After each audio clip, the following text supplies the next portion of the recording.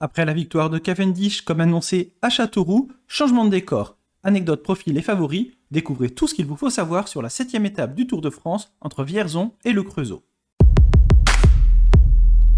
Une étape record avec 249,1 km. Cette étape entre Vierzon et Le Creusot est la plus longue de l'histoire du Tour de France au XXIe siècle.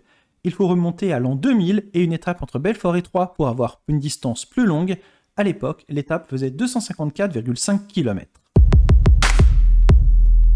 Pour la première fois de son histoire, Vierzon est ville-étape sur le Tour de France. Et pour l'occasion, l'un d'entre vous s'est rendu sur place. Salut Sacha.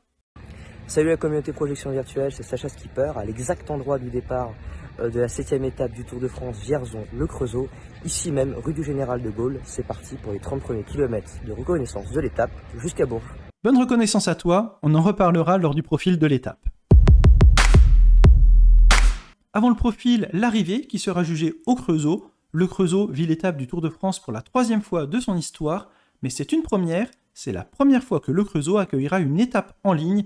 Les 2 fois précédentes, en 1998 et en 2006, c'était des contre-la-montre individuels, avec notamment en 1998 la victoire de Jan Ullrich.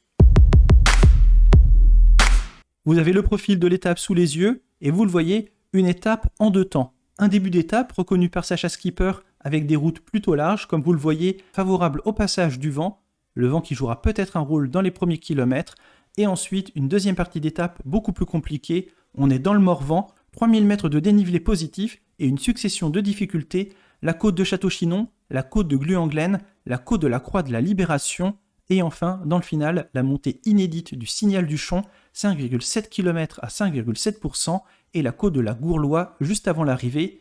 Alors aura-t-on la première échappée victorieuse sur le Tour de France? Et il est possible que les coureurs y croient, et c'est la raison pour laquelle le début de l'étape risque d'être très animé. Avec un tel profil, très difficile de déterminer des favoris, plusieurs scénarios sont possibles, une échappée qui irait au bout, et dans ces cas-là, on pourrait imaginer avoir un Anthony Perez, un Idé Schelling qui pourrait s'échapper pour se battre pour le maillot à pois, ou pourquoi pas un Quentin Paché qui pourrait s'échapper pour tenter d'aller chercher la première victoire pour son équipe.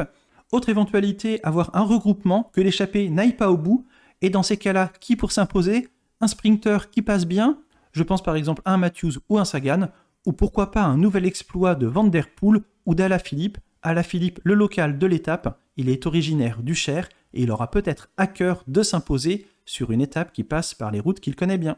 Et pour vous, qui est le favori de cette étape? Donnez-moi votre avis dans les commentaires. Vous pouvez également liker, commenter et partager la vidéo, ça fait toujours plaisir. Je tiens également à remercier Sacha Skipper pour son aimable participation. Vous pouvez suivre Sacha d'ailleurs sur Instagram, le lien se trouve dans la description. Moi je vous dis au revoir et à demain. Bon tour.